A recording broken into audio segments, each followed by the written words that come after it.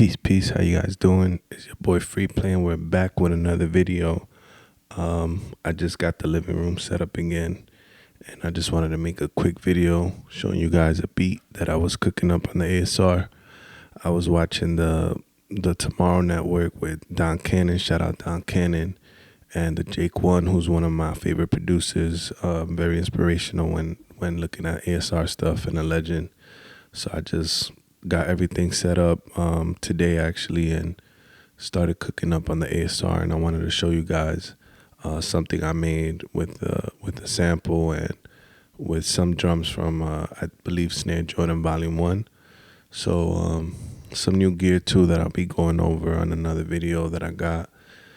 Just rethinking my setup and buying things that I really need. I know you guys saw the mixer in another video, and I recently got a DJ controller to start practicing DJing, because I think it's very essential to like always add skills to your set as a producer. So this is like something I got just this week. I'm gonna be learning it and diving into it. I already had the Teenage Engineer, so I didn't want to get another sampler. I've been looking at different samplers, and I'm still using the 2000 XL and the ASR.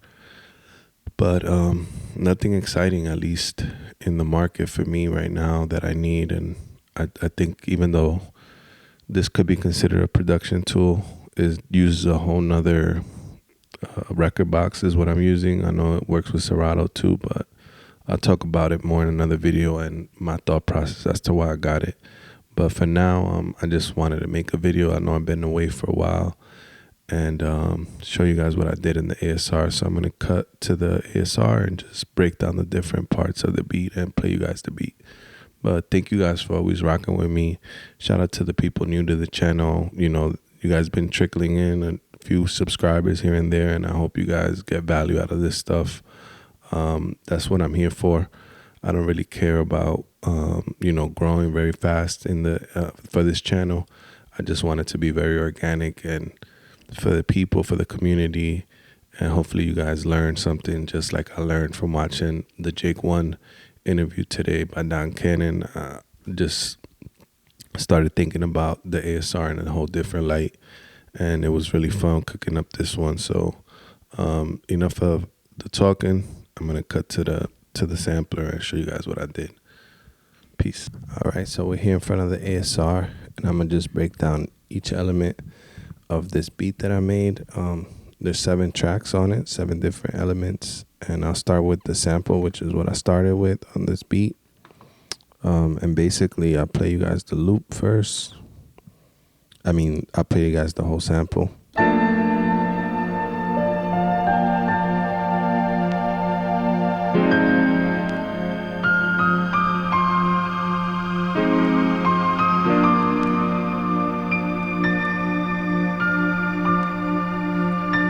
It goes on for longer, but I only used the beginning part of it, and I added an effects hall reverb to it, and I added that effect across some of the other elements, but on different buses, and I'll show you guys how I did that. But basically I took 4 chops of this sample, which was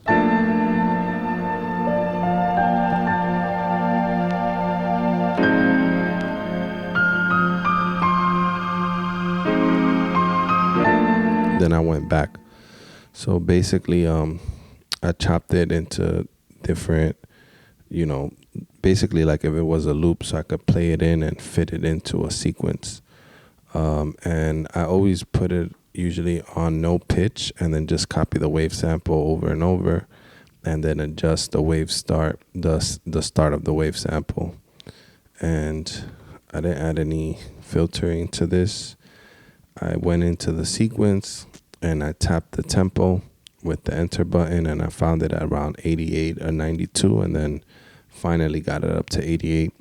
Something interesting that I did was that once I had it looping, it sounded a little bit like too choppy, so I went back into the wave start position, and I kept fine tuning it until each wave sample, I kept fine tuning the sample start until it started hitting just right. And let me show you guys how that sounds by itself.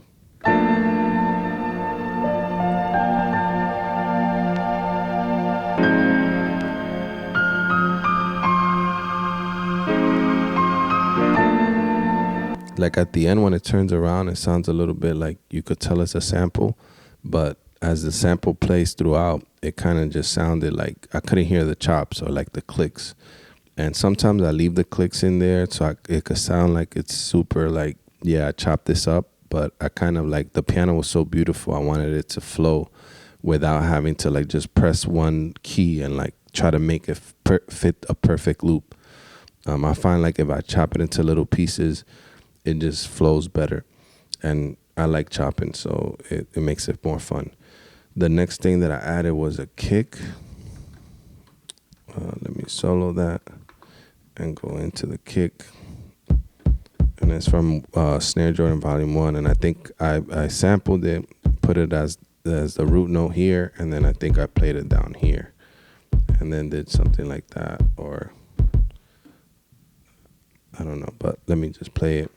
I don't remember how I did it, but it was very simple pattern.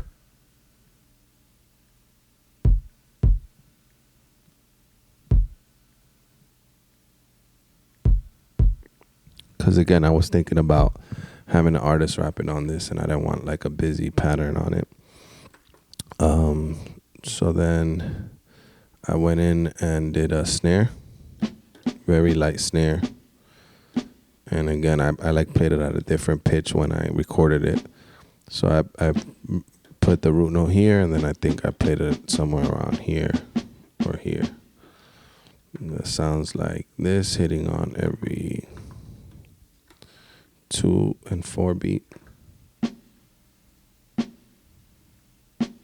And I didn't quantize anything on this beat. I just played it with my natural feel and the velocity and everything. I wanted it to sound very, very natural and unquantized.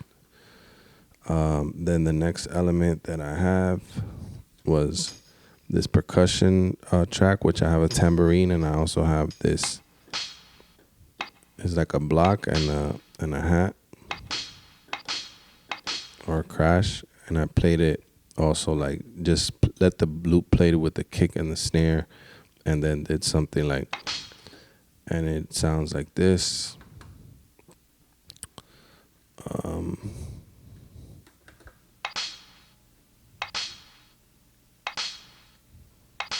And that took me like 4 tries to get it like how I heard it in my head. And then I went into command instrument, copied the instrument over, and I have this tambourine on it. And I played that like this.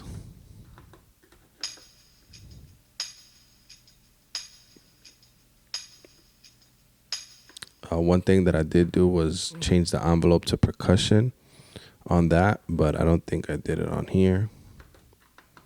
It's on current value. So copying the instrument over gave me the ability to add different envelope to it and make it sound a little bit different than if I just played everything on this one instrument. And also on this one, I have it going to bus 2, more reverb, and this one I have it going to bus 3, which is the same effect, but it just has a little bit more reverb or different parameters that make it sound like it's different. So it's kind of like a different mix amount to the reverb, and that gave it a cohesive sound across because everything is going through the reverb, but different things are getting different amount of reverb. And then I added a hat loop, but I cut it off like, you could hear that here. And then the final thing I added was a bass line. I took a bass phrase from a Beat Butcher pack, and then I found the tuning of it by playing it through Ableton and using the tuner. And it was on G sharp. And then I played like a simple, I don't know if you guys could hear it, maybe with headphones, but I played a simple pattern somewhere down here to accent the kicks. I couldn't really hear bass frequencies until I was a little bit older in life, and not a great bass player. I play the guitar from time to time, but I just added something because I felt the beat needed a little bit of low end, and you could hear what I played. Try to raise it.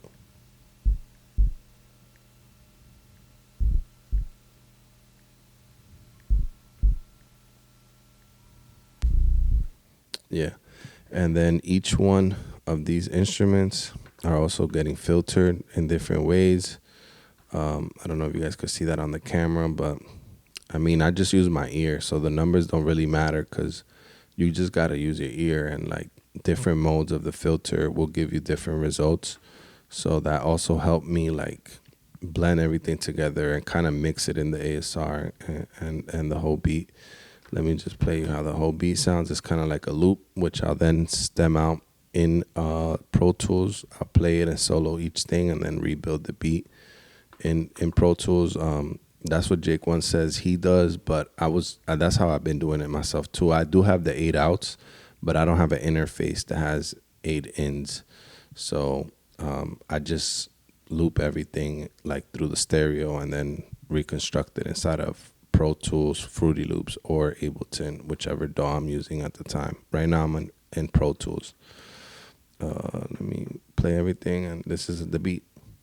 Thank you for rocking with me, man. I wanted to make this one a little shorter, but hopefully you guys got something out of it. Peace.